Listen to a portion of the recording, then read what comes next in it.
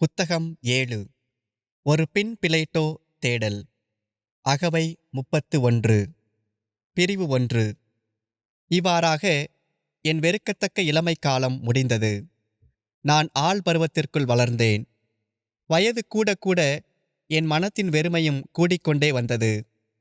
என் கண்களால் பார்ப்பதைத் தவிர வேறு எதையும் என்னால் நினைக்கவோ நம்பவோ முடியவில்லை.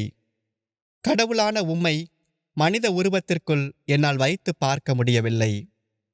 நான் அறிவு பெற்ற நாளிலிருந்து அப்படி நினைத்து பார்ப்பதை தவிர்த்தேன். அதைத்தான் எங்களின் ஆன்மீக அன்னையாம் கிறிஸ்தவ திரு அவையும் செய்கிறாள். ஆனால் உம்மை வேறு எப்படி நினைத்து பார்ப்பது எனக்கு தெரியவில்லை. ஒரு மனிதனாக நான் உம்மை மேலான ஒரே கடவுளாக எண்ணி பார்க்கவும் என் முழு இதயத்தோடு உம்மை நம்பவும் ஆசைப்பட்டேன். நீர் அழிக்க முடியாதவர், மாறாதவர். அழியாதது அழியக்கூடியதை விட மேலானது. காயப்படுத்த முடிவதை விட காயப்படுத்த முடியாததையே தெரிவு செய்ய வேண்டும். மாறக்கூடியதை விட மாறாததே சிறந்தது.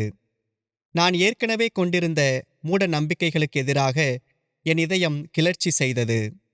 என் மனம் என்னும் கண்முன் மொய்த்து கொண்டிருந்த பூச்சிகளை விலக்க முயற்சி செய்தேன். கண்ணிமைக்கும் நேரத்தில் அவை மறைந்து பின் இன்னும் அதிக கூட்டமாய் என் கண்முன் வந்தன.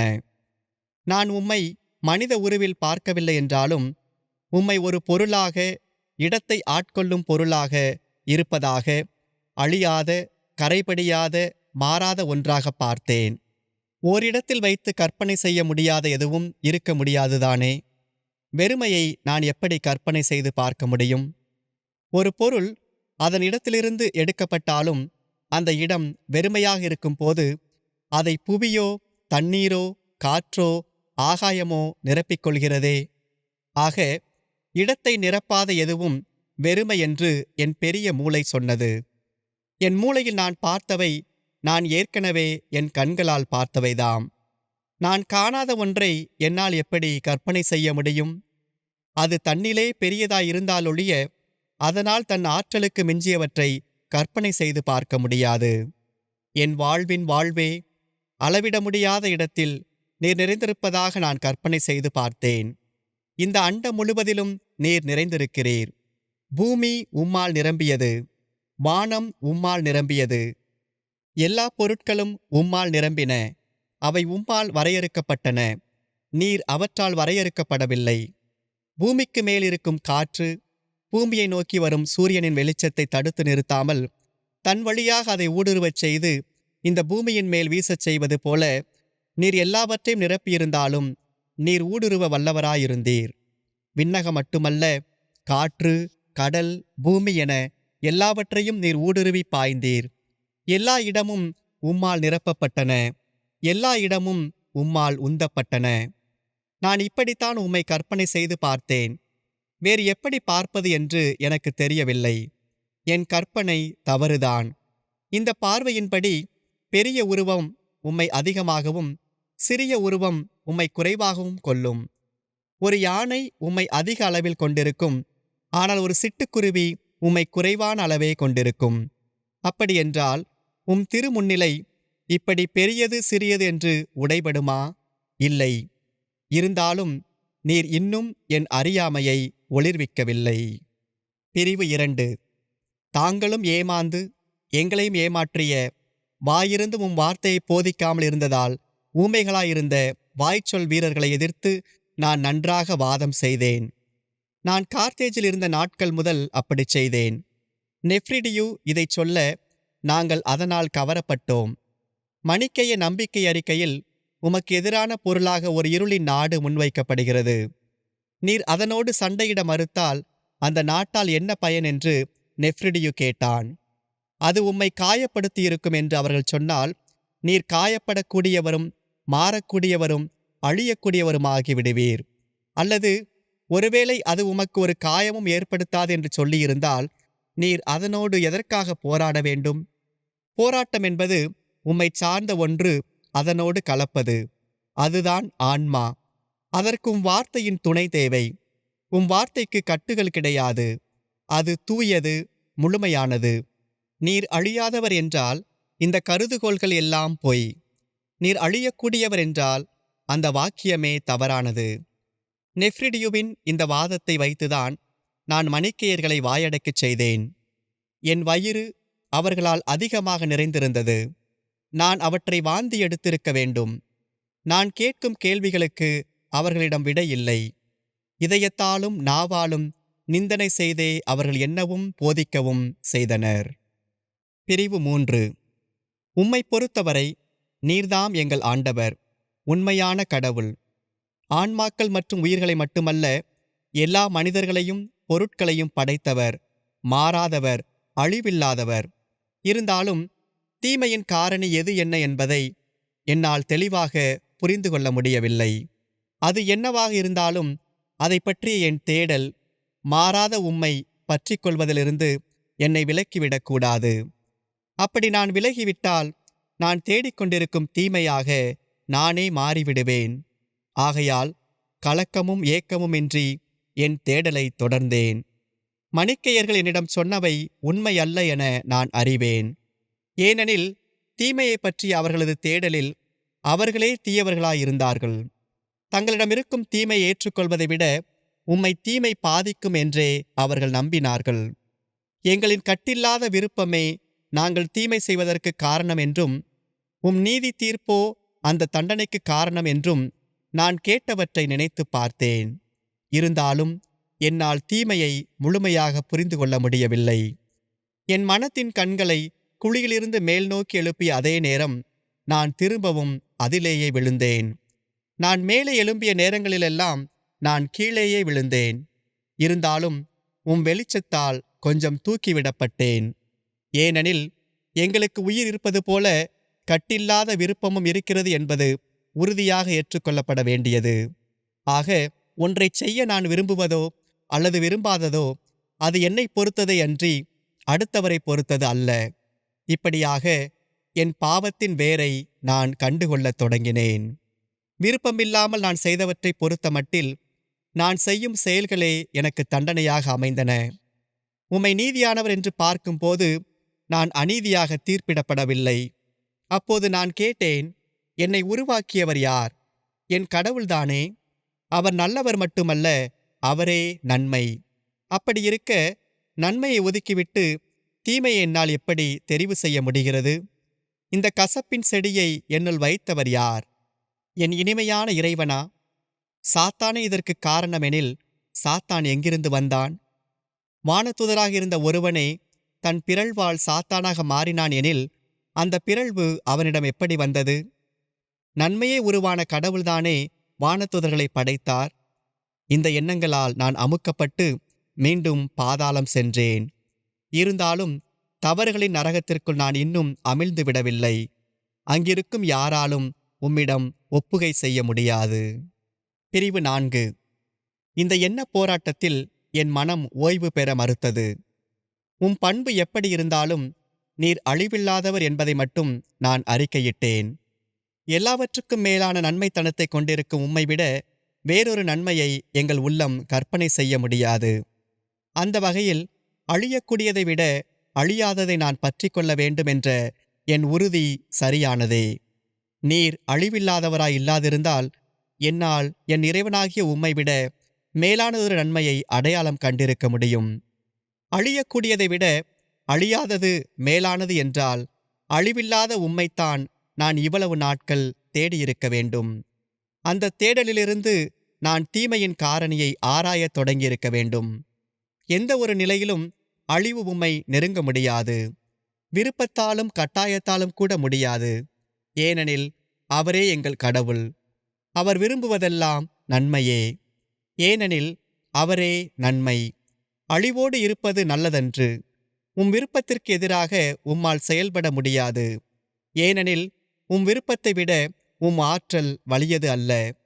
நீர் உம்மை விட வலியவராக இருந்தால் மட்டுமே அது சாத்தியமாகும். கடவுளின் விருப்பமும் வலிமையும் கடவுளே. எல்லாவற்றையும் அறிந்த உமக்கு முன் எந்த ஒரு சேர்க்கை உமக்கு வியப்பூட்ட முடியும்? நீர் அறிந்திருப்பதால்தான் ஒவ்வொன்றும் அதன் இருத்தலை பெறுகின்றது. கடவுளை அழிக்கும் பொருள் எதுவும் இல்லை. அப்படி இருந்தால் கடவுள் எப்படி கடவுளாக இருக்க முடியும்? பிரிவு 5. தீமையின் ஊற்றை நான் தேடினேன். அதை தீய வழியில் தேடினேன். நான் தேடிய அந்த தேடலில் என்னால் தீமையை கண்டுபிடிக்க முடியவில்லை. காண்பவை காணாதவை என எல்லா படைப்புகளையும் என் மனத்தின் கண்முன்னால் நிறுத்தினேன். பூமி, கடல், காற்று, விண்மீன்கள், மரங்கள், அழியக்கூடிய படைப்புகள் மற்றும் காணாதவை, ஆகாயம், வானதூதர்கள். இந்த ஆவிகளையும் நான் பொருட்களாக கற்பனை செய்தேன். ஒட்டுமொத்த படைப்பையும் ஒரு பெரிய நிறையாக கற்பனை செய்தேன். அவற்றில் சில பொருள் தன்மை கொண்டவை, மற்றவை ஆவிகள். இவையெல்லாம் சேர்ந்து ஒரு பெரிய பருப்பொருளாக இருப்பது போல கற்பனை செய்தேன். அந்த பருப்பொருளைச் சுற்றி நீர் இருந்தீர். அதன் உள்ளும் நீர் ஊடுருவி பாய்ந்தீர். ஒரு பெரிய கடல் சிறிய பஞ்சு போல இருந்தால் எப்படி இருக்குமோ அப்படி இருந்தது அது. வரையறைக்கு உட்பட்ட படைப்பு வரையறையற்ற உம்மால் நிரம்பியிருந்தது. நான் சொன்னேன், இதோ கடவுள், இதோ கடவுளின் படைப்பு. இவை அனைத்தையும் விட கடவுள் நல்லவர், வலிமையானவர், நன்மையான அவர் தன் நன்மைத்தனத்தால் அனைத்தையும் நல்லதாகச் செய்தார். தீமை எங்கிருந்து வந்தது? அது எப்படி இங்கே உள்நுழைந்தது? அதன் வேர் எங்கே? விதை எங்கே? அல்லது தீமை என்ற ஒன்றே இல்லையா? அப்படி இருக்க, இல்லாத ஒன்றிலிருந்து என்னை காக்க நான் ஏன் முயற்சி எடுக்க வேண்டும்? எங்கள் பயங்கள் தேவையில்லை என்றால் எங்களுக்கு பயங்கள் இருப்பது ஏன்? அவை முள்ளாய் எங்களை குத்துவது ஏன்? பயம் தேவையில்லை என்றாலும் நாங்கள் பயப்படுவது ஏன்? ஆக, நாங்கள் பயப்படக்கூடிய தீமை இருக்கிறது, அல்லது நாங்கள் பயப்படுவதே தீமை. கடவுளை நல்லவராகவும் அவர் அனைத்தையும் நன்மையாக படைத்தார் என்று பார்த்தும் தீமை எங்கிருந்து வந்தது? மேலான நன்மைத்தனம் கொண்ட கடவுள் பெரியவை சிறியவை என அனைத்தையும் உருவாக்கியிருந்தால் இந்த தீமை எங்கிருந்து வந்தது? அல்லது தீமையான பொருள் ஒன்று படைப்பில் ஏற்கனவே ஒட்டியிருந்து காலப்போக்கில் அது தீமையாக உருவெடுத்ததா? ஆனால் ஏன் அப்படி நடந்தது? எல்லாம் வல்லவராக அவர் இருந்தும் தீமையை அவர் ஏன் அழிக்க முடியவில்லை? தீமையான பொருளை அவர் ஏன் பயன்படுத்த வேண்டும்? தன் வல்லமையால் அதை உடனே அழித்துவிட அவரால் முடியாதா? அவரின் விருப்பத்திற்கு மாறாக அது இருக்க முடியுமா? அதுவும் காலம் காலமாக இருக்கிறது என்றால் அதன் தொடக்கம் எங்கே இருந்தது? திடீரென்று அது வந்திருந்தால் நிறைவும் உண்மையும் மேன்மையும் என்றும் நிலைக்கும் கடவுள் அதை முளையிலேயே கிள்ளியிருக்கக்கூடாதா? என் மகிழ்ச்சியற்ற மனதில் எண்ணங்கள் இப்படித்தான் ஓடிக்கொண்டிருந்தன. இறப்பின் பயத்தால் வந்த கவலைகளும் உண்மையை கண்டறிய முடியாத என் தவறும் கவலைகளாய் என் உள்ளத்தை நிறைத்திருந்தன. இருந்தாலும் கிறிஸ்தவ திரு அவையில் நான் அறிக்கையிட்ட கிறிஸ்துவின் நம்பிக்கை எங்கள் ஆண்டவர் மீட்பரில் நிலைத்திருந்தது. அது நிறைவாக இல்லை என்றாலும், அதிக கொள்கை திரட்டுகளை அறியவில்லை என்றாலும், நான் அதன் ஊற்றிலிருந்து தினமும் மிகுதியாக அள்ளி பருகினேன். பிரிவு 6. இந்த நேரத்தில் நான் ஜோதிடம் பார்ப்பது, கைரேகை பார்ப்பது, நடக்கவிருப்பவற்றை முன்னால் அறிவது போன்ற என் மூட நம்பிக்கைகளிலிருந்து விடுதலை பெற்றிருந்தேன். இங்கும் என் இனியவரே, இரக்கமே என் உள்ளத்தை உன்னிடம் திறந்து காட்டச் செய்வதாக. இவையெல்லாம் உம்மால் ஆனவை. நீரே தவறு என்னும் இறப்பிலிருந்து எங்களை கைதூக்குகிறீர். இறப்பில்லாத உயிர் நீர், ஒளிமிகுந்த ஞானம் நீர், இருளிலிருக்கும் எங்களை ஒளிர்விப்பவர் நீர். காற்றில் அடித்துச் செல்லப்படும் சருகுகள் கூட ஞானத்தாலேயே வழிநடத்தப்படுகின்றன. என் இருமாப்பு கொண்ட மனத்தால் நான் நெஃப்ரிடியு மற்றும் மின்டிசியானுசுடன் வாதாடி கொண்டிருந்த போது அதை வருடி கொடுத்தவர் நீர். மின்டிசியானுஸ் உக்கிரமாகவும் நெஃப்ரிடியு சாந்தமாகவும் வாதிடுவார்கள். எதிர்காலத்தை முன்னுரைப்பது ஒரு கலையே அல்ல, பரிசுச் சீட்டில் அதிர்ஷ்டத்தை ஊகிப்பது போன்றது அது. ஏற்கனவே ஊகித்ததை வைத்து ஊகிப்பார்கள். நிறைய விடயங்கள் சொல்லி அவற்றில் ஏதாவது ஒன்று நடந்துவிடும். பராமரிப்பில் எனக்கு இன்னொரு நண்பன் இருந்தான். அவனுக்கு ஜோதிடத்தில் நம்பிக்கை இருந்தது. அவர்களின் புத்தகங்கள் பற்றி அவன் மிகுதியாக தெரிந்திருக்கவில்லை என்றாலும் அவர்களை பின்தொடர்வதில் அவன் ஆர்வமாக இருந்தான். அவன் கொஞ்சம் கொஞ்சம் தெரிந்து வைத்திருந்தான். அதை தன் அப்பாவிடம் அவன் கற்றிருந்தான். அவனது பெயர் ஃபிர்மினு. உலக தன்னார்வங்கள் பற்றி என்னிடம் கருத்து கேட்டான். நான் நினைப்பதெல்லாம் நடந்தேறுமா என்று என்னை காணச் சொன்னான். இப்படிப்பட்ட ஆர்வங்கள் அனைத்தும் வீண் என நான் கண்டேன். இவற்றால் நேரமே விரயமாகிறது. இவற்றை பற்றி அறிந்த தன் அப்பாவை பற்றி அவன் என்னிடம் சொன்னான். ஒவ்வொன்றின் பிறப்பையும் அந்த நேரத்தில் இருந்த நட்சத்திரங்களின் இருப்பையும் வைத்து ஒருவனின் வாழ்வை கணிக்கலாம் என அவன் சொன்னான். பிர்முனுவின் அம்மா அவனை கருத்தாங்கியிருந்த போது அவனது வீட்டிலிருந்த அடிமை பெண்ணும் கருவுற்றிருந்தாள். அவர்கள் குழந்தை பெறும் நாளும் ஒரே நாளாக இருந்ததால் 2 குழந்தைகள் பிறப்பும் அவர்களின் நட்சத்திர இருப்பும் வைத்து அவர்களின் எதிர்காலத்தை கணித்துவிடலாம் என்று எண்ணிய பிர்மினுவின் அப்பா அதற்கென ஆட்களை நியமித்து 2 குழந்தைகளுக்கும் ஒரே ஜாதகம் எழுதி வாங்கினார். ஆனால் பிர்மினு மிகவும் செல்வமிக்கவனாக வளர்ந்தான். ஆனால் அந்த அடிமை பெண்ணின் மகன் தன் சுதந்திரத்தை கூட பெற முடியாத அடிமையாகவே வளர்ந்தான். நான் இந்த 2 பேருக்கும் ஜாதகம் பற்றி சொல்ல வேண்டுமெனில் ஒவ்வொருவரின் குடும்ப பின்புலம் அறிந்து அவர்களுக்கு ஏற்றாற்போல்தான் சொல்ல வேண்டும். 2 பேருக்கும் நான் ஒன்று போல சொன்னால் அது பொய்யாகிவிடும். ஆக ஜாதகம் வைத்து சொல்லப்படும் உண்மையெல்லாம் வெறும் குருட்டு அதிர்ஷ்டமே தவிர அதில் உண்மை இல்லை, அதில் திறமையும் இல்லை.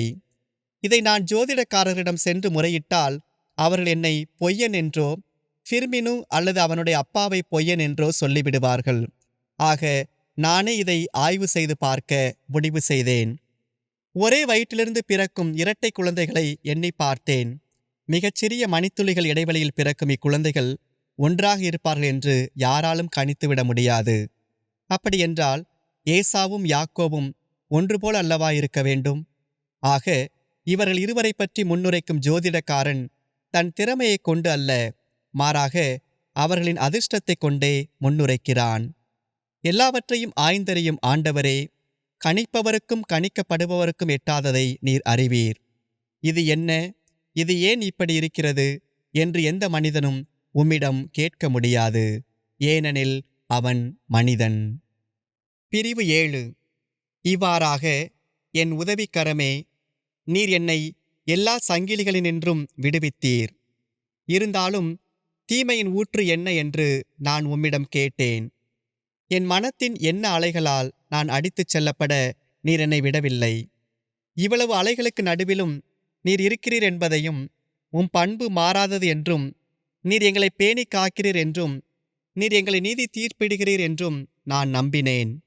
உம் மகனும் எங்கள் ஆண்டவருமாகிய கிறிஸ்துவையும், உம் திரு அவையால் தொகுக்கப்பட்ட உம் திரு நூல்களையும், நீர் மீட்புக்கு வாக்களித்த பாதைகளையும் நான் நம்பினேன்.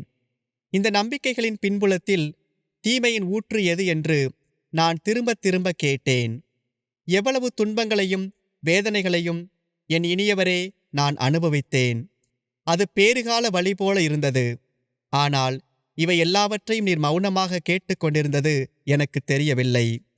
என் நொறுங்குண்ட மனம் உம் இரக்கத்தை பெறுவதற்கு ஏற்புடையதாக இருந்தது.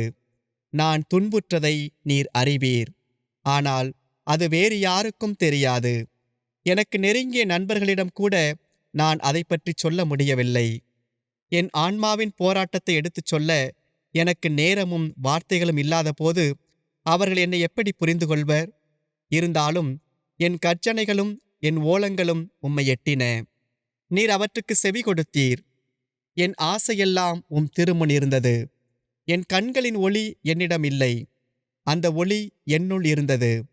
ஆனால் நான் கதவுக்கு வெளியே நின்றேன். அவை எந்த இடத்திலும் இல்லை. ஆனால் என் மனம் இடம் சார்ந்த பொருட்களில் இருந்தது. பொருட்களை பார்த்து இது போதும், இது நன்றாக இருக்கிறது என்று என்னால் சொல்ல முடியவில்லை. நல்ல இடம் நோக்கி அவற்றால் என்னை நடத்திச் செல்ல முடியவில்லை. நான் அவற்றுக்கு மேலாக இருந்தேன், ஆனால் உமக்கு கீழாக இருந்தேன்.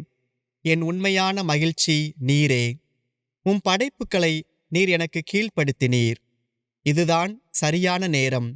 எனக்கு கீழிருப்பவற்றை ஆட்சி செய்யும் தலைவனாகவும் உமக்கு கீழிருக்கும் பணியாளனாகவும் நான் இருக்க வேண்டும். இதுவே மீட்பளிக்கும் வாயில்.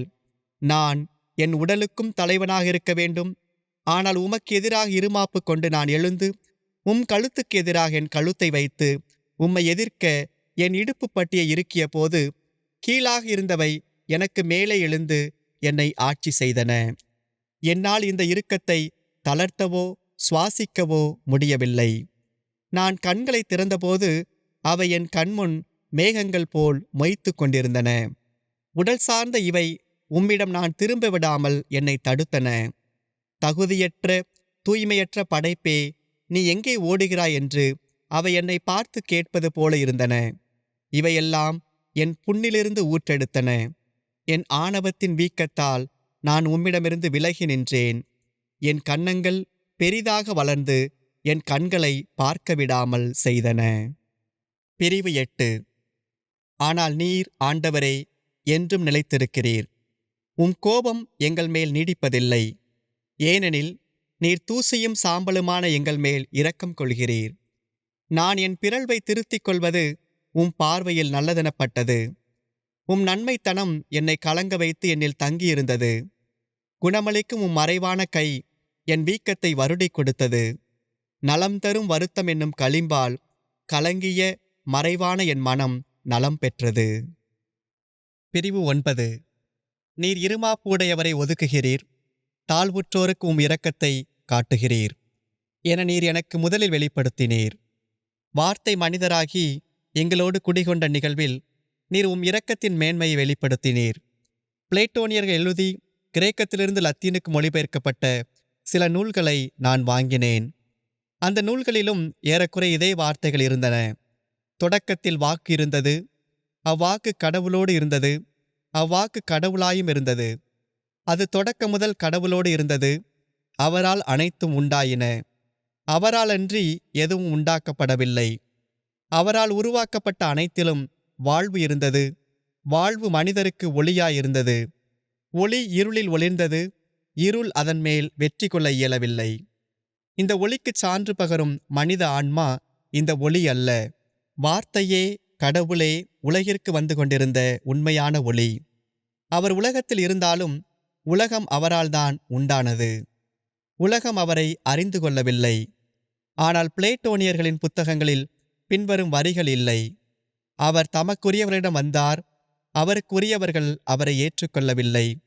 ஆனால் ஏற்றுக்கொண்டவர்களுக்கு அவர் கடவுளின் பிள்ளைகளாகும் ஆற்றலை தந்தார்.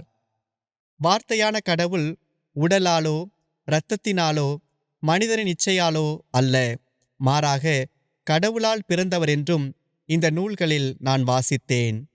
இந்த நூல்களை ஆராய்ந்ததில் மகன் தந்தையைப் போல இருந்தாலும் தந்தைக்கு அவர் தன்னை சமமாக்கவில்லை என்றும் தன் இயல்பிலேயே அவர் கடவுள் என்றும் கண்டேன்.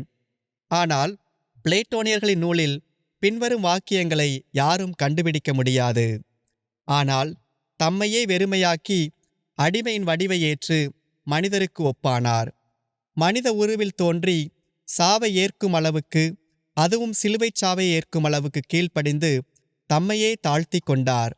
எனவே கடவுளும் அவரை மிகவே உயர்த்தி எப்பெயருக்கும் மேலான பெயரை அவருக்கு அருளினார். ஆகவே இயேசுவின் பெயருக்கு விண்ணவர், மன்னவர், கீழுலகோர் அனைவரும் மண்டியிடுவர். தந்தையாம் கடவுளின் மாட்சிக்காக இயேசு கிறிஸ்து ஆண்டவர் என எல்லா நாவுமே அறிக்கையிடும். உம் ஒரே மகன் எல்லா காலத்துக்கு முன்னால் இருந்தவர் என்றும் எல்லா காலத்தையும் கடந்தவர் என்றும் கண்டேன். அவர் மாறாதவர், உம்மோடு நிலைத்திருப்பவர். அவரின் நிறைவிலிருந்து நாங்கள் நிறைவு பெறுகின்றோம். அவரின் ஞானத்தால் நாங்கள் ஞானம் பெறுகின்றோம். அவர் சாந்தமும் இரக்கமும் உள்ளவர். ஆனால் அதை கண்டுகொள்பவர் சிலரே. மேலும் அழிவில்லா கடவுளை வழிபடுவதற்கு பதிலாக அழிந்து போகும் மனிதரைப் போலவும் பரப்பன, நடப்பன, ஊர்வன ஆகியவற்றைப் போலவும் உள்ள உருவங்களை வழிபட்டனர் என்றும் வாசித்தேன். எகிப்திய கூழுக்கு ஏங்கிய ஏசா தன் தலைப்பேறு உரிமையை அதற்கு ஈடாக கொடுத்தது போல இவர்களும் செய்தனர். உம்மை வணங்குவதற்கு பதிலாக பொற்கன்றை வணங்கினார்கள். பெரியவனை ஒதுக்கி சிறியவன் யாக்கோபை நீர் தெரிந்து கொண்டீர். தேர்ந்தெடுக்கப்பட்ட இஸ்ராயேல் மக்களை ஒதுக்கி புறவினத்தாரை நீர் தெரிந்து கொண்டீர். நானும் ஒரு புறவினத்தானே. ஏத்தென்ஸ் நாட்டவரை நோக்கி திருத்தூதர் சொல்வது போல, நாங்கள் வாழ்வதும் இருப்பதும் இயங்குவதும் அவரில்தான். நான் வாசித்த இந்த நூல்கள் ஏதென்ஸில் இருந்துதான் வந்தன. எகிப்தியர்களின் சிலைகளின் மேல் நான் என் மனத்தை பதிக்கவில்லை. அவர்கள் பொன்னால் அவற்றை வழிபட்டார்கள். அவர்கள் கடவுளை பற்றிய உண்மைக்கு பதிலாக பொய்மையை ஏற்றுக்கொண்டார்கள். படைக்கப்பட்டவற்றை வழிபட்டு அவற்றுக்கு பணி செய்தார்கள். பிரிவு 10. நீர் என் உதவியாயிருந்ததால் என் உள்மனம் நோக்கி என்னால் வர முடிந்தது. என் ஆன்மாவின் கண்களுக்கு ஒரு வியத்தகு ஒளி தெரிந்தது. உடலின் கண்களுக்கு தெரியும் சாதாரண ஒளி அல்ல அது. எல்லாவற்றையும் விட மிக பெரியதாய் ஒளிர்ந்து எல்லாவற்றையும் நிரப்பும் ஒளி போல இருந்தது அது. இல்லை, அது அப்படி இல்லை. மிகவும் வித்தியாசமாக இருந்தது. தண்ணீருக்கு மேலே எண்ணெய் மிதப்பது போலவோ அல்லது பூமிக்கு மேலே வானம் இருப்பது போலவோ இல்லை. அது என்னை விட உயர்ந்திருந்தது. ஏனெனில் அதுவே என்னை உருவாக்கியது. நான் கீழிருந்தேன், ஏனெனில் அந்த ஒளியால் நான் உருவாக்கப்பட்டேன். உண்மையை அறிபவர் ஒளியை அறிவார். ஒளியை அறிபவர் நிலையானவற்றை அறிவார். அன்பிற்குத் தெரியும் ஒளி. ஓ நிலையான உண்மையே, உண்மையான அன்பே, என் இனியவரே, நீரே என் கடவுள். இரவும் பகலும் நான் உம்மை நோக்கி அழுகின்றேன். நான் உம்மை முதலில் அறிந்தபோது நீர் என் நிலையிலிருந்து என்னை தூக்கிவிட்டீர்.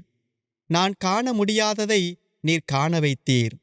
உம் ஒளியால் என் கண்கள் கூசின. உம் அன்பில் நான் நடுநடுங்கிப் போனேன். உம்மை விட்டு நான் தூரமாக நின்றேன். நானே உன் உணவு, என்னை எடுத்து உண்ணுமாறு நீ முதிர்ச்சி அடை என்று நீர் என்னை பார்த்துச் சொன்னீர். உண்மை அழியக்கூடியதா என்று கேட்டேன். இருக்கிறவராய் இருக்கிறவர் நானே என்றீர் நீர். நான் கேட்டேன், நம்பினேன். என் இருப்பை கூட நான் சந்தேகிக்கலாம், ஆனால் உண்மையின் இருப்பை நான் சந்தேகிக்க முடியாது. பிரிவு 11. உமக்கு கீழாக இருப்பவற்றை நான் எண்ணி பார்த்தேன். அவற்றை இருக்கின்றவை என்றும் சொல்லலாம், இல்லாதவை என்றும் சொல்லலாம். அவை இருக்கின்றவை, ஏனெனில் அவற்றின் ஊற்று நீர். அவை இல்லாதவை, ஏனெனில் அவை நீர் அல்ல. நீர் மாறாதவர், அவை மாறக்கூடியவை. நீர் அழியாதவர், அவை அழியக்கூடியவை. கடவுளை இறுகி பற்றிக்கொள்வது எனக்கு எத்துணை நலம். அவரில் நான் குடிகொள்ளவில்லை எனில் என்னில் நான் குடிகொள்ள முடியாது. அவரே அனைத்தையும் புதுப்பிக்கிறார். நீரே என் ஆண்டவர். என் நன்மைத்தனத்தின் தேவை இல்லாமலேயே நிலைத்து நிற்பவர் நீர். பிரிவு 12. அழிவுக்கு உட்பட்டிருப்பவை நல்லவை என்றும் நான் அறிந்து கொண்டேன். அவை நல்லவையாக இல்லாதிருந்தால் அவை எப்படி அழிய முடியும்? அவை இருக்கும் வரை அவை நல்லவையே. இருப்பவை எல்லாம் அழகானவை. நான் தேடிக்கொண்டிருக்கும் தீமை என்பது பொருள் அல்ல. அது பொருளாக இருந்தால் அதுவும் நல்லதாக இருக்கும். நீர் அனைத்தையும் நல்லதாக உருவாக்கினீர். நீர் உருவாக்காதது என்று எதுவும் இல்லை. நீர் எல்லாவற்றையும் ஒன்று போல சமமாக உருவாக்கவில்லை. ஒவ்வொன்றையும் அதனதன் நன்மைத்தனத்தோடு நீர் உருவாக்கினீர்.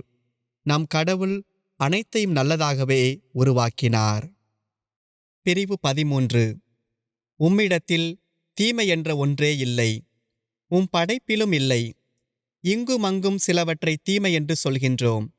ஏனெனில் உம் படைப்பின் ஒருங்கமைவோடு அவை பொருந்துவதில்லை.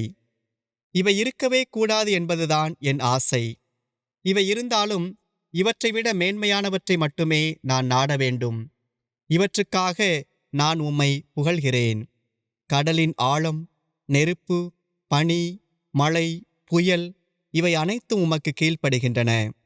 மலைகள், குன்றுகள், கனிதரு மரங்கள், கேதுரு மரங்கள், விலங்குகள், கால்நடைகள், ஊர்வன, பரப்பன, மண்ணுலகின் அரசர்கள், எல்லா மக்களினங்கள், சிற்றரசர்கள், நீதிபதிகள், இளைஞர், இளம்பெண்கள் எல்லோரும் உம் பெயரை புகழ்கின்றனர். விண்ணுலகிலும் வானங்களிலும் இவை உம்மை புகழ்கின்றன. வானத்தின் சுடர்களும் உம்மை புகழ்கின்றன. கீழானவற்றை விட மேலானவற்றையே நான் நாட வேண்டும் எனவும் எல்லா பொருட்களும் ஒருங்கே அமைந்துள்ளன என்றும் நான் கண்டுகொண்டேன். பிரிவு 14. நலமற்ற மனம்தான் நீர் படைத்தவற்றை ஒதுக்கி விலக்கும். நான் அப்படித்தான் விலக்கினேன். என் மனதுக்கு பிடிக்காத எதுவும் உம்மிடமிருந்து வருவதாக நினைத்து நான் உம்மையும் விலக்கினேன். 2 பருப்பொருட்கள் இருப்பதாக எண்ணினேன். அங்கே என் மனத்திற்கு அமைதி இல்லை. அங்கிருந்து திரும்பிய நான் எனக்கென ஒரு கடவுளை உருவாக்கி கொண்டேன். பருப்பொருளுக்குள் இருப்பவர்தாம் நீர் என்றும் நினைத்தேன். ஆனால் பின்னர் நீர் உம் கனிவான கரத்தை நீட்டி என் தலையை தடவினீர். கானல் நீரை காணாதவாறு என் கண்களை மூடினீர். என் மடமையில் நான் தூங்கிப் போனேன். நான் விழித்தெழுந்தபோது நிலையான உம்மை நான் கண்டுகொண்டேன். உடலின் கண்களுக்கு தெரியாத நீர் என் உள்ளத்தின் கண்களுக்கு தெரிந்தீர். பிரிவு 15. இருப்பவை எல்லாவற்றின் இருப்பிற்கு உம் இருப்பே காரணம். இருக்கிறவராயிருக்கின்ற நீர், இருக்கின்றவை அனைத்திலும் இருக்கின்றீர். உம் உண்மையின் கரத்திற்குள் இருக்கின்ற எல்லாவற்றையும் கொண்டிருக்கின்றீர். காலம், இடம் எல்லாம் உமதே. கடந்த காலம் உமதே, எதிர்காலமும் உமதே. ஒவ்வொன்றும் அதனதன் நேரத்திலும் இடத்திலும் பொருந்தியிருக்க நீரோ நிரந்தரமாயிருக்கின்றீர். கடந்த நேரம், கடக்கின்ற நேரம், கடக்கவிருக்கும் நேரம் அனைத்தும் உம்மில் ஒரே நேரத்தில் இருக்கின்றன. உம் இருத்தலன்றி அவற்றுக்கு இயக்கம் இல்லை. பிரிவு 16. உடல் நலமற்றவன் ஒதுக்கி விலக்கும் ரொட்டி நலமானவனுக்கு இனிமையாகத் தெரியும். நல்ல கண்கள் ஒளியை விரும்புகின்றன, கெட்ட கண்களோ அதை வெறுக்கின்றன. உம் நீதி அநீதியாளர்களுக்கு எட்டியாக கசக்கின்றது. கொடிய விஷம் கொண்ட பாம்புகள் கொடியவை, அதுபோலவே கொடியவர்களும் கொடியவர்களே. கொடியவர் என்றால் யார்? உம்மிடமிருந்து விலகிச் செல்லும் உள்ளம் கொண்டிருப்பவரே கொடியவர். தீங்கு அல்லது தீமை என்றால் என்ன என்று நான் தேடினேன். எல்லாவற்றிற்கும் மேலான பொருளாகிய உம்மிடமிருந்து திரும்பும் உள்ளமே தீங்கு. அப்படி திரும்பும் உள்ளம் தன் வாழ்வை உதறி தள்ளிவிட்டு வெளிப்புறத்தில் வீங்கிப்போய் தாழ்வானவற்றை தேடுகிறது. பிரிவு 17. நான் உம்மைத்தான் அன்பு செய்தேன், கற்பனையான ஓர் ஆவியை அல்ல.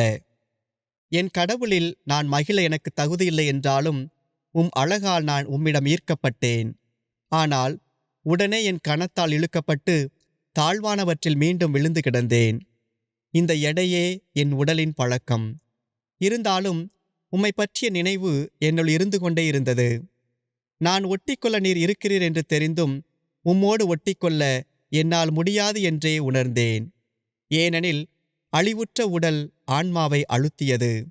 மண்ணாலான வீடு பலவற்றை பற்றி எண்ணும் மனத்தை கீழே இழுக்கிறது. விண்ணுலகு மற்றும் மண்ணுலகு சார்ந்தவற்றை நான் எப்படி ரசிக்கிறேன்! இது இப்படி, இது அப்படி என்று என்னால் எப்படி முடிவெடுக்க முடிகிறது? நான் எப்போதெல்லாம் சரியாக முடிவுகள் எடுத்தேனோ அப்போதெல்லாம் என்றும் மாறாத நிலைத்திருக்கும் உண்மையை தொட்டேன். இந்த உண்மை மாறக்கூடிய என் மூளையினும் மேலானது. இவ்வாறாக கொஞ்சம் கொஞ்சமாக உடலிலிருந்து மனதிற்கு கடந்தேன். விலங்குகளின் இயல்பு உடலோடு முடிந்து விடுகிறது. உடல் வெளிப்புறம் சார்ந்தது, ஆனால் உயிர்த்துணரும் மனம் அகம் சார்ந்தது. அடிக்கடி மாறிக்கொண்டே இருக்கும் என் மூளையும் ஒரு நாள் மாறுபட்டவற்றை விட மாறாதவைகளை விரும்பப்பட வேண்டும் என்று சொன்னது. மாறாத ஒன்றை அதுவே கண்டது. மறைந்திருக்கும் இயல்பு உருவாக்கப்பட்டவைகளில் இருக்கிறது. இருந்தாலும் இந்த வெளிப்பாட்டில் என் கண்களை என்னால் பதிய வைக்க முடியவில்லை. நான் மீண்டும் என் நோயில் விழுந்தேன். என் பழைய பழக்கங்களுக்கு திரும்பினேன். நான் எதை விரும்பினேனோ அதன் மனத்தை அறிந்து கொண்டேன். ஆனால் அதை உண்ண எனக்கு மனம் வரவில்லை. பிரிவு 18. உம்மில் நான் மகிழ வலிமை வேண்டி உமக்கும் எனக்கும் இணைப்பாளரான கிறிஸ்து இயேசுவை பற்றி கொண்டேன். அவரே எல்லாவற்றுக்கும் மேலானவர், என்றென்றும் போற்றப்படும் இறைவன். நானே வழி, உண்மை, வாழ்வு என்று அவர் தன்னை அழைத்தார்.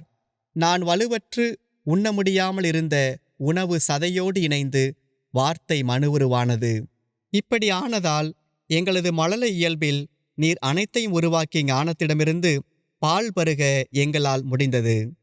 தாழ்ச்சியான இயேசுவை, என் கடவுளை உரிமையாக்கிக் கொள்ள நான் தாழ்ச்சியாக இல்லை. அவரது வலுவின்மை எதை கற்பித்தது என்பதை நான் அறியவில்லை.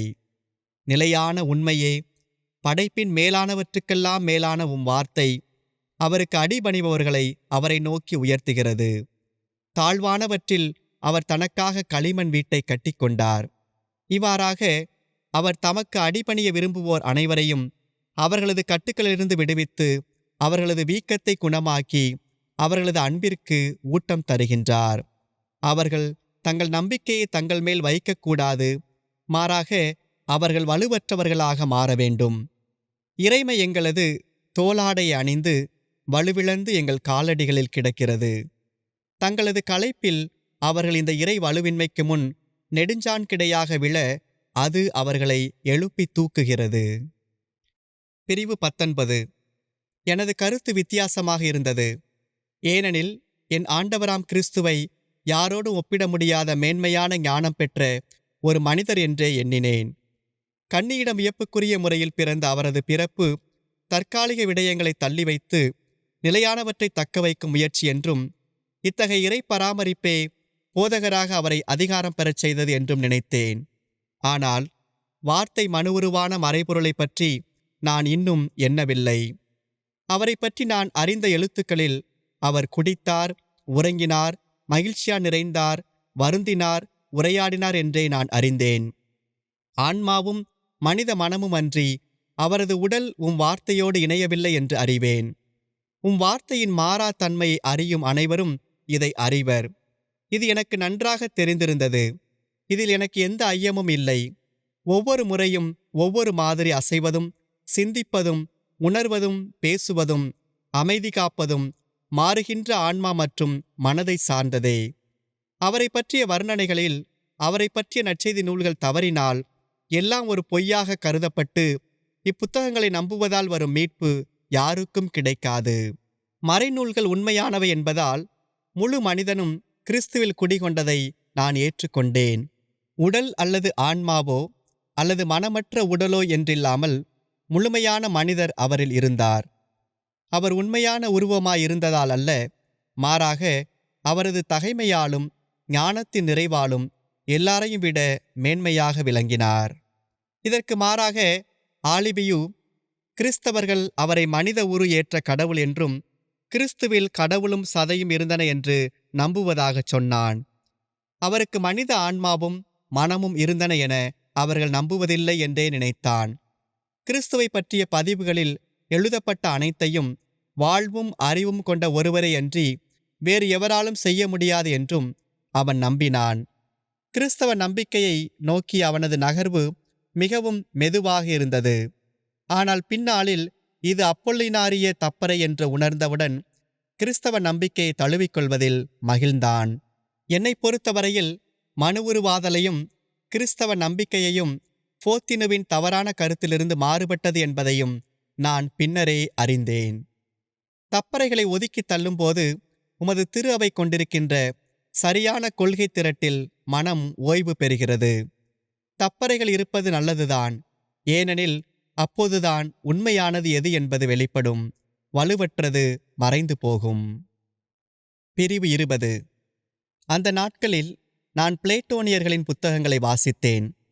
பருப்பொருள் சாராத உண்மையை தேடுவதற்கு நான் அவற்றால் உந்தப்பட்டு காணக்கூடிய பொருட்கள் வழியாக உமது கண்ணுக்கு புலப்படாத பண்புகளை நான் புரிந்து கொள்ளத் தொடங்கினேன். ஆனால் நான் பின்னுக்கு தள்ளிவிடப்பட்டு எனது இயலாமையில் எனது ஆன்மாவின் இருள் உயர்வான மறைபொருட்களை அணுக அனுமதிக்காது என அறிந்தேன். இருந்தாலும் வரையறுக்கப்பட்ட இடத்திற்கும் காலத்திற்கும் உள்ளே அடைக்க முடியாத நிரந்தரம் நீர் என்பதில் உறுதியாயிருந்தேன். நீர் என்றும் மாறாதவர் என்றும் உமது தன்மையும் இருப்பும் இயக்கமும் மாறாதவை என்றும் இருப்பவையெல்லாம் உம்மிடமிருந்தே தோன்றின என்றும் அறிந்திருந்தேன். இவற்றை பற்றிய புரிதல்கள் எனக்கு இருந்தாலும் உம்மில் மகிழ்வதற்கும் உம்மை அனுபவிப்பதற்கும் நான் வலுவற்று இருந்தேன். எனக்கு எல்லாம் தெரிந்தது போல நான் உளறினேன். ஆனால் நம் மீட்பராம் கிறிஸ்துவில் வழியை நான் கண்டிருந்தாலன்றி நான் அழிந்து போய் அகற்றப்பட்டிருப்பேன். நான் என்னையே ஞானியாக நினைத்து கொண்டேன். நான் தண்டனைகளால் நிறைந்திருந்தாலும் மன வருத்தத்தின் கண்ணீரை வடிக்கவில்லை. இன்னும் மோசமாக நான் அறிவால் இருமாப்படைந்தேன். கிறிஸ்து இயேசுவின் தாழ்ச்சி என்னும் அடித்தளத்தில் கட்டப்பட்ட அன்பு எங்கே? நான் வாசித்த பிளேட்டோனிய புத்தகங்கள் இதை எனக்கு எப்போது கற்றுக் கொடுக்கும்? மறைநூல்களை கற்கும் முன் நான் அவற்றை வாசிக்க வேண்டும் என்பது உமது விருப்பமாக இருந்தது என எண்ணுகிறேன். பிளேட்டோனிய புத்தகங்களின் தாக்கம் எனது நினைவில் பதிய வேண்டும் என்பது எண்ணமாயிருந்தது. ஏனெனில் உமது புத்தகங்களால் நான் பயிற்றுவிக்கப்பட்ட போது உமது கனிவான விரல்கள் எனது காயங்களை குணப்படுத்திய போது அனுமானத்திற்கும் அறிக்கையிடுதலுக்கும் உள்ள வித்தியாசத்தை நான் தேர்ந்து தெளிய வேண்டியிருந்தது. தாங்கள் போகும் வழியறிந்தும் அங்கே போகும் வகை அறியாத நிலைக்கும் பேரின்பத்தின் இல்லத்திற்கு செல்லும் வழியை அறிந்து அங்கே நிரந்தரமாக வசிப்பவர்களுக்குமான வேறுபாட்டை நான் கற்க வேண்டியிருந்தது. ஒருவேளை நான் முதலில் உமது புனித நூல்களால் பயிற்றுவிக்கப்பட்டு அவற்றின் வழியாக உமது இனிமையை சுவைத்திருந்தால் நான் பின்னொரு நாளில் பிளேட்டோனியர்கள் எழுத்து திரட்டுகளை வாசிக்க நேரும்போது அர்ப்பணம் என்னும் அடித்தளத்திலிருந்து என்னை அவை பிடுங்கி எறிந்திருக்கும். அல்லது என் ஆன்மாவின் நலன் நோக்கி உள்ளிழுத்து கொண்ட நம்பிக்கையில் இதே கருத்துருக்களை ஒருவர் பிளேட்டோனிய புத்தகங்களை மட்டும் வாசிப்பதாலும் அறிந்து கொள்ள முடியும் என எண்ணியிருப்பேன். பிரிவு 21. தீவிரமான பேரார்வத்தால் நான் உமது ஆவியாரின் புனிதமிகு எழுத்துக்களை, குறிப்பாக திருத்துதர் பவுலின் எழுத்துக்களை பற்றி கொண்டேன். அவர் தனக்குத்தானே முரண்படுகிறார் என்றும் அவரது வார்த்தைகள் திருச்சட்டத்தோடும் இறைவாக்குகளோடும் பொருந்தவில்லை என்றும் நான் எண்ணியவை தாமாகவே மறைந்தன. புனித இறைவாக்குகள் ஒரே முகத்தை என் முன் நிறுத்தின. நான் அதைக் கண்டு துள்ளினேன், துவண்டு போனேன். நான் அவற்றை வாசிக்கத் தொடங்கிய போது பிளேட்டோனிய நூட்களில் வாசித்தறிந்த எல்லா உண்மையும் உமது அருளால் இங்கே ஒன்றாக கூறப்பட்டிருந்தன. அதனால் இவற்றை காண்பவர் பெருமை கொள்ளக்கூடாது. தான் காண்பதும் அதை காண்பதற்கான ஆற்றலையும் தான் பெறவில்லை என்று. ஏனெனில் நீங்கள் மற்றவர்களை விட உயர்ந்தவர்கள் என்று சொன்னவர் யார்? உங்களிடமுள்ள அனைத்தும் நீங்கள் பெற்றுக்கொண்டவைதானே. பெற்றுக்கொண்டும் பெற்றுக்கொள்ளாதது போல் பெருமை பாராட்டுவது ஏன்? மேலும் அவர் உம்மை காண தூண்டப்படுவதோடல்லாமல் உம்மை பற்றி கொள்ளவும் நலம் பெறுகிறார். அதுபோலவே ஒருவர் உம்மை காண முடியாத தூரத்தில் இருந்தாலும் பாதையை கடந்து வந்து உம்மை காணவும் கரம் பிடிக்கவும் செய்கின்றார். ஒருவர் தனது உள்ளத்தில் கடவுளின் திருச்சட்டத்தில் மகிழ்ச்சியுற்றாலும் அவரது உடலின் உறுப்புகளில் இயங்கும் மற்றொரு சட்டத்தை பற்றி என்ன செய்ய முடியும்?